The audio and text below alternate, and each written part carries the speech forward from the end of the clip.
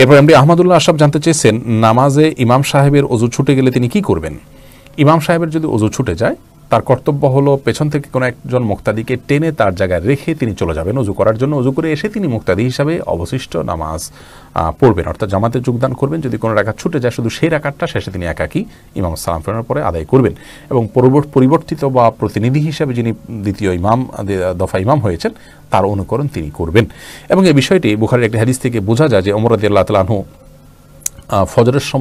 ফজরের সালাতের সময় ইমামতি করার সময় যখন তাকে আঘাত করলো একজন অমুসলিম কৃতদাস, তখন আব্দুর রহমান ইবনে আউফ রাদিয়াল্লাহু তাআলা আনহু তিনি ওমর রাদিয়াল্লাহু তাআলার জায়গায় দাঁড়িয়ে বাকি নামাজকে পরিপূর্ণ করেছেন এবং খুব দ্রুততার সাথে সালাত শেষ করেছেন।